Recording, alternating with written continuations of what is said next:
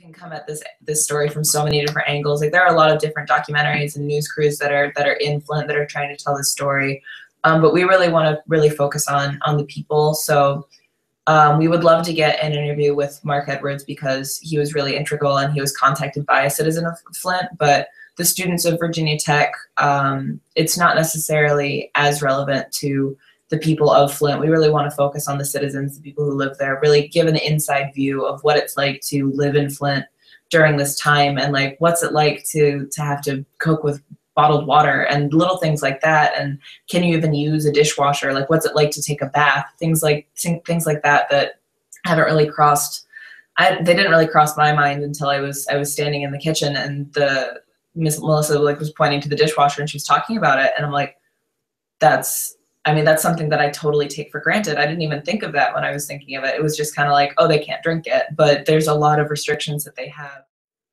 You're going back to Flint on Sunday. That's the day the Democrats will be debating in Flint. Mm-hmm. What's on your radar for Sunday? A couple things, actually. We have a really big day coming up on Sunday. We are working on getting into the Democratic debate. That's tentative. Everything's kind of last minute. We've been realizing with anything governmental, like we didn't get our press pass for Bernie until like in the middle of the night. It was like midnight the day before, and we got an email and we're like, oh cool, it's actually happening. Yeah, so everything government we've been noticing is very like, oh, you can do it now, go. But we are going to an event, I think it's called Americans for Flint, and that is like an all-day event on Sunday. I was in contact with the group that is putting it on, and we're meeting with them early and getting to know them, meeting them so they can get to know us too. We're going to be hanging out with them for most of the day. We talked about breaking up into teams and someone going and standing outside where the Democratic debate's going to be going on and getting, if there's protests or, just people wanting to say a word or two onto camera.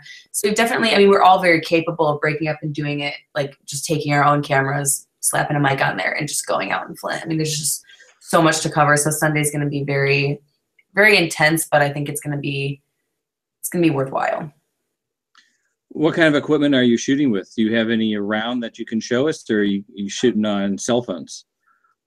We use, our department has the Sony NEX50, which is a really solid camera, and then it has interchangeable lenses, so you can get some really nice shallow depth of field without sacrificing and having to use a DSLR. We also have, I own a Canon 60D, and then Isaac, our director of photography, has a GH3.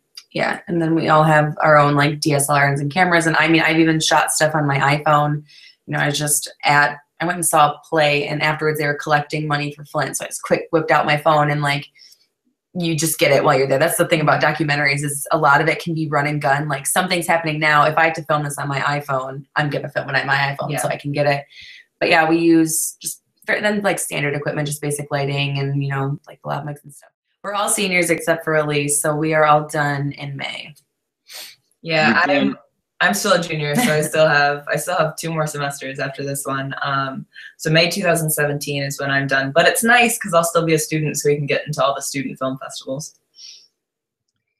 We went and filmed a meeting with Michael Hood's organization, Crossing Water, at a bar in Lansing, and went there, and this woman opened up and she sang this beautiful song, and she's a Michigan native, and the song is about Michigan, and she sang this song, and Lauren, our editor, just sprinted up to her and was like, we got the release form from her for her, like her face being in our documentary, and then Lauren asked about the song, and she kind of told her what we were doing, and the woman was like, yeah, you can use my song in your documentary if you want. So we have a really beautiful song about Michigan that we know we're going to put in our documentary, probably more than once, I'm imagining. Yeah, the artist also, she was like, oh yeah, of course, and she pulled out a CD, so we have like a really, really nice clean recording. We also have a lot of friends in like local bands. I have a few friends who are composition students here at Michigan State. So music is definitely, it's something that I'm not too familiar with, but I know a lot of people who are very talented at what they do, and what they do is music. Yeah, that's the nice thing about Michigan State, is there's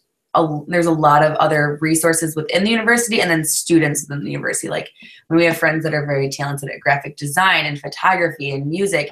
And so, and again, being students and artists, it's always nice to get, any publicity is good publicity. So, hey, you want to help out by helping out with poster design, yeah, of course, get their name on something. So that's also another thing about working with other artists within the university.